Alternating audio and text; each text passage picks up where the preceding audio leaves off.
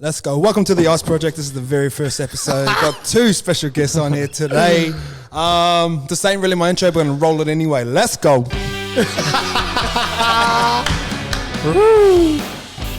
On today's show. Now, this is just a little bit of a test run we're doing with two of the boys. Got them in here today, so we thought we'd just have a little bit of play around. First off, welcome to the show.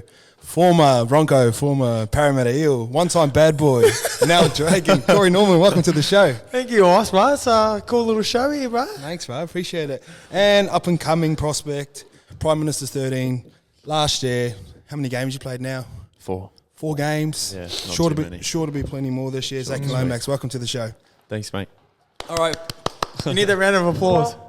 Oh, it's the wrong one. That one.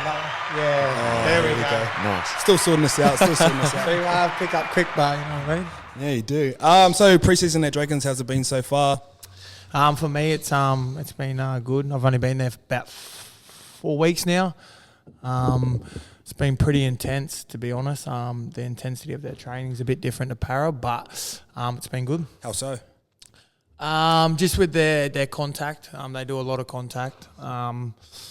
A lot of wrestle. I didn't think clubs did wrestle anymore, to be honest. But, yeah, they do a lot of wrestle and contact. But, it's something I've got my head around at the moment now, and it's been good. And I think it's, it's a good thing. Might actually use them shoulders this year, eh? What, back roll's worst nightmare. Not a nickname going around. For you, how's training been? Yeah, mate, it's been real good. Obviously, there's a fair bit of running, and Normie and yourself know that. But yeah, Normie said, there's heaps of contact, which is true, and especially being an outside back, you're sort of not used to doing so much contact compared to like all the front rows and that kind of stuff. But we've been doing a fair bit of like back to field stuff and all that kind of stuff where you're sort of making some pretty heavy one-on-one sort of collisions, which is probably the stuff. I think it's good. Like for the younger boys, especially the way like the intensity they've come in, like the training wise. I think if you're young and you're coming into that, I think it's only going to better you kind of thing. You only have to look like a Melbourne Storm. All the kids that come out of Melbourne Storm, mate, they're all battle hardened straight away. Yeah, 100%. But when I do look at like sort of Dragons pre-seasons, I remember looking at a photo last year and the boys were, remember that photo we looked at and the boys were by the water up on the thing and they were all ripped up? Was that in Mudgee? Yeah, that was in Mudgee. Oh, so is it going to be another photo this year of the boys?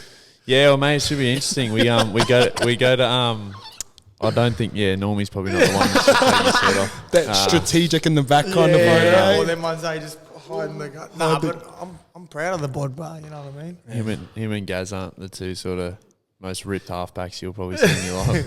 You'll find that in footy, eh? Like I remember seeing Jamie Lyon for top off, and he was like my favourite centre. And like he took his top off, he was pasty, his shit real. Had this rank fucking tattoo on it. I was like, how's this guy like the best centre in the world? Abs don't think for you, you know what I mean? You got to think between the ears if you're a halfback. Footy's played between the ears. Like, you can't skin fold the mind. That's it.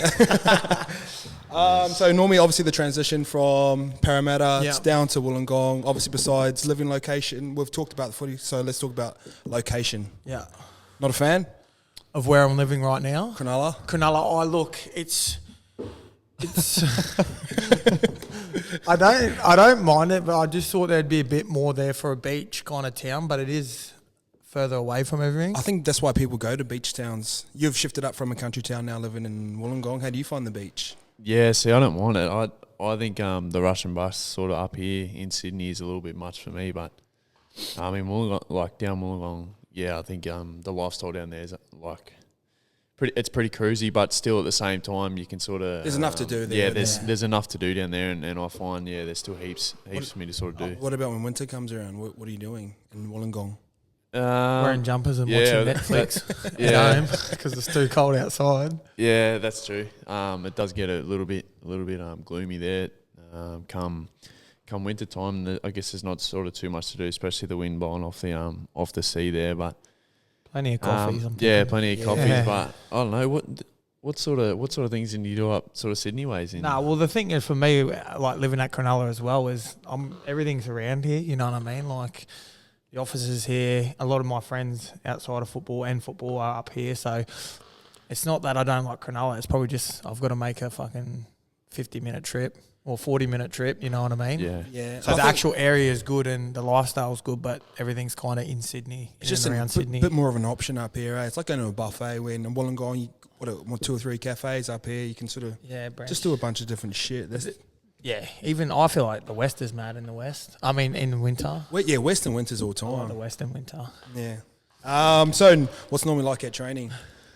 Actually, what was your impression of Normie before he got down to training? That's the better question. Yeah. See, I didn't know how to sort of. I didn't sort of have too much of an impression. Obviously, yeah, he's a good footballer, and everyone sort of knows that. But debatable, but that's probably true. But I didn't sort of really have an opinion of him. But obviously, when he come to training, it was sort of the next day we found out as a team that he signed, and it sort of just come up on the news and that kind of stuff. And the next day he rocked up and everyone's just like, shit, he's here already. Like that was quick. And then he's come to train, and he was obviously a bit of a larrikin and that kind of stuff, and lays up a fair bit, and that's the kind of stuff that you want from your teammates. And I feel like the balance of personalities is very important in a team. So obviously a guy like Jeremy Lattimore probably possesses that much of talent compared to Corey, but he's just important for a team in terms of personalities. Do you think? Yeah, 100%. Like Latsy's the kind of person that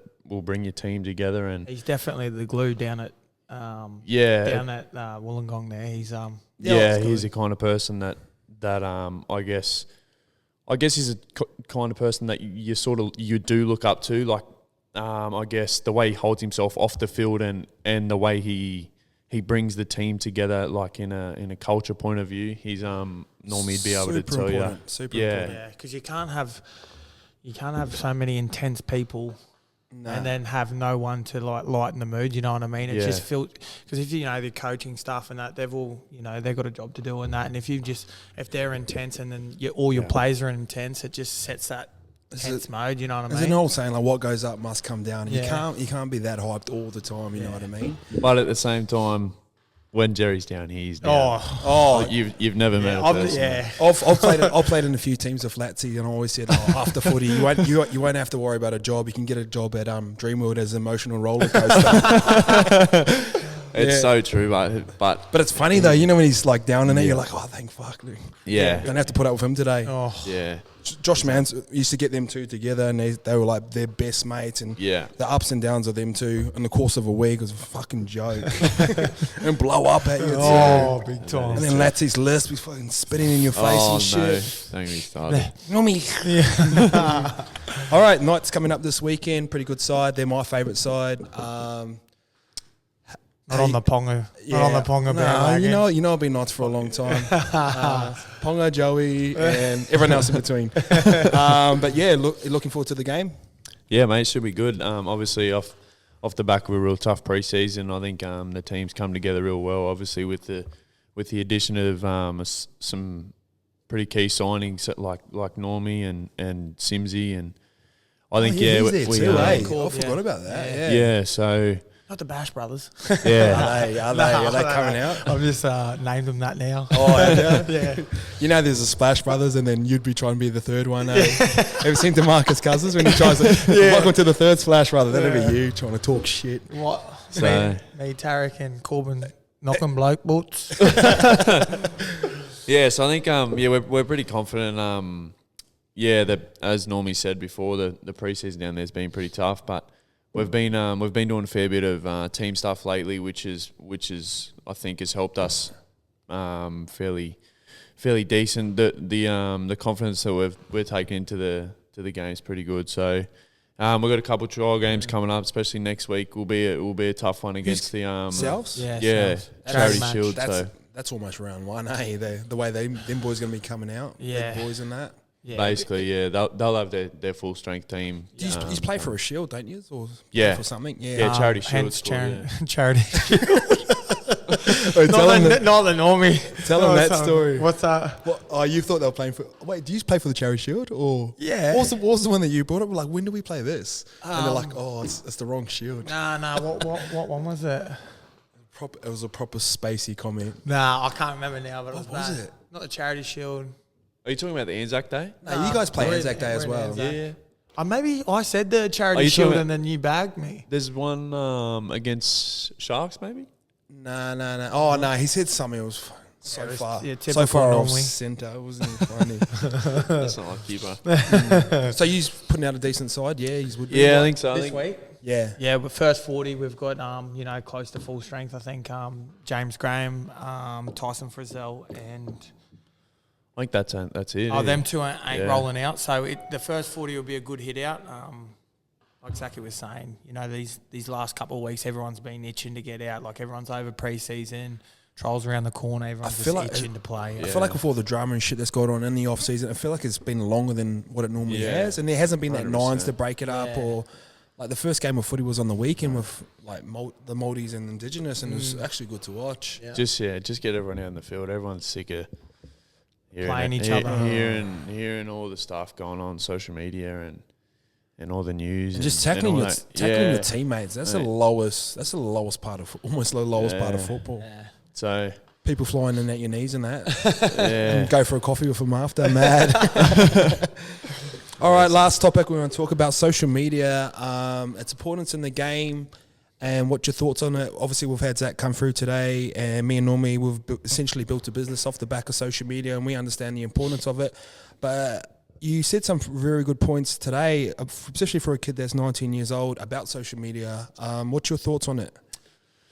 yeah. Obviously, social media is a big thing these days, and a lot of people get caught up in the hype and all that kind of stuff. And I guess it runs people's lives these days. Like you can come home and I'm bad for it sometimes. Like you check your screen time some days, and it clocks up to 5-6 hours a day. So I've had a tenner in a day. yeah, Wow. it's ridiculous. Like there's times where I'll come home to my missus and we'll struggle to say a word to each other sometimes because we're just sitting there and just on our phone for 3-4 hours at a time. It is shocking. And Like, you don't even it is think bad, about it. Like seriously, because when I've smashed heaps of my screens, I remember that. And when my phone was getting fixed, I remember just being at home when us three boys would live together. Yeah. And like I'd just be sitting there watching telly, and the boys would just be there, and I'm just thinking to myself, What am I missing out on? I'm thinking to myself like, it just legit runs everyone's lives these days. You got to get a fine balance. Honestly, I've spoke to like say my brother and my missus at home, and we've sort of said like, let's just see how long we can go for without doing it, and like without being on your phone, and just like without even thinking, you're reaching in your pockets and you just go to take your phone out and you don't even think. It's like it's almost like an illness. Like Yeah, it is. It's just Running off the back of that. What about when you walk out and you can't feel your phone in your pocket? yeah, and What, your stomach drops? it's literally every day. Like say we'll finish training and say you get into the sheds, everyone's had a shower, and you sit down and you look around and everyone at their locker is just glued to their phone. Like Prime example right now.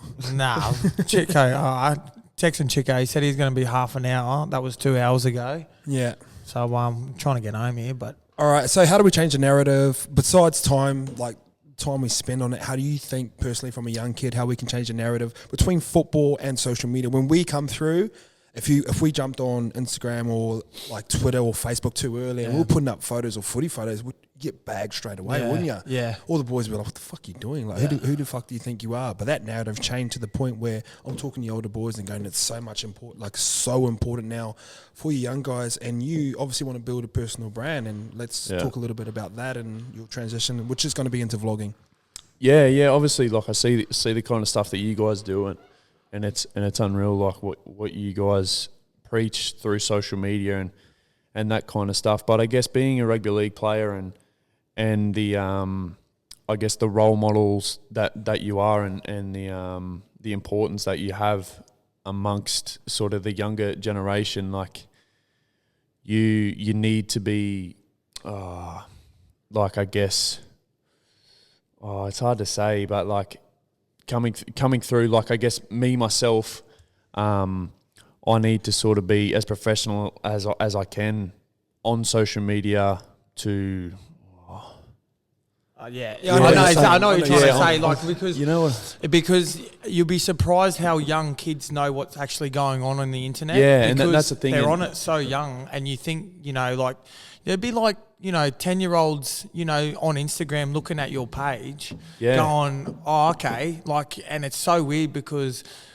Like you're just saying, you got to be so professional because they know what you're up to, kind of thing. And you There's forget no how- hiding, eh? There's no hiding anymore. anymore. There's Yeah. no hiding anymore. The room for error on social media is so small these days. Guilty. And Guilty. Don't have to tell us about that. like, But like, it's so good because obviously you're 19, and when I was 19, I definitely did not. Did you have this kind of headspace when you were at 19? You know what I mean? So I guess all you younger boys coming through now, you're definitely picking up what society's putting down because you're realizing how smart you got to be on Instagram or whatever social media it is because. Like you say, every time someone does something or stuffs up, you know what I mean. These younger kids are seeing it. So with that mindset you've got right now, it's pretty unbelievable. It's mind blowing. You know what I mean? 19-year-old, And that's how as football players, how it's changed and evolved over the years. Because like I said, as when we were 19 years old, we weren't thinking about being a role model or for the younger kids. To be honest, is that true for you? You know what I mean? Yeah. Well, I guess at the same time you can. It's a thing that you can use for yourself as well. Like it's 100%. It's such a thing these days that you can make so much. You can make so much money off and meet new and that's the thing that people, you can down the have work in your favor so much these times. I guess it's just the way that you do it and there's always a right and a wrong way to do everything. It's funny, as soon as I ask you boys about social media questions, that's a connotation thing. was to go towards like negative. And Yeah. I'm glad you picked that up as well, because in rugby league circles, its class is like sort of negative still. But the thing I do love about social media, it's direct to consumer. So it takes out the middleman.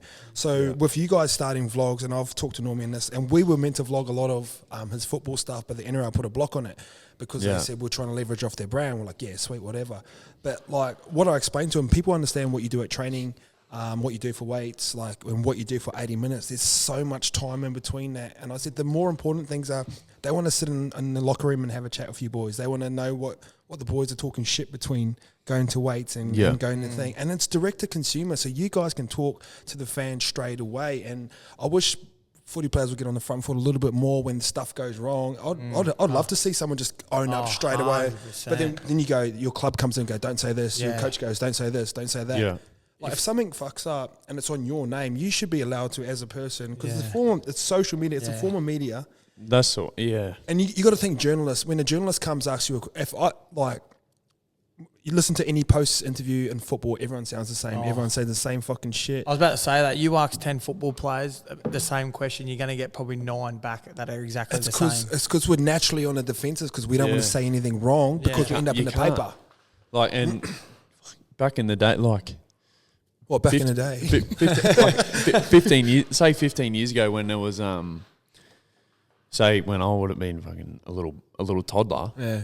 You rock up to train and you got people coming to, say, take photos and snip at sort of players that have done wrong by the NRL. You could have NRL players fucking going to these people like, get the fuck out of here. What are you doing? Like type thing. And where nowadays you got sort of journos that are here and they want to sort of ask you questions and all that kind of stuff.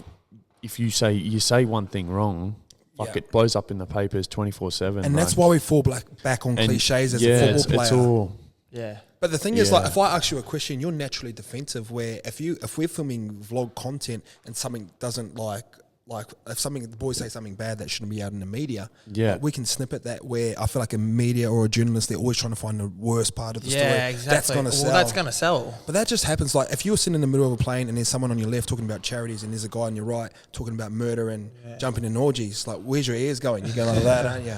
Yeah, it depends. It's just but. Charity, But like, do you know what I mean? Our ears are naturally inclined to find that negative story because we find that more intriguing. Where you see someone having a massive fight, like if someone has a fight out there, we're not just going to like carry on talking, are we? We're just going to. I think our brains. hang on, there's a fight out the front here. We'll be back. That's what we'd legit do. Like. That's what will happen because our brains wired to look for negative situations and almost find entertainment in it. And I feel like it goes back on fans where they can compare their lives to you because whenever a football footballer fucks up, what do they say? Oh, get him a real job. Oh, he's on that much money. What? But hey, that's just me. Yeah. All right, boys, that's pretty good. What was that, 20 minutes? Was that 20 minutes? 21 minutes, yeah. So thanks for jumping on the show. All the best against the Knights this weekend. I'll be going for the Knights, but... Hater. Red V, baby. Red V's part of me. Let's go. Later.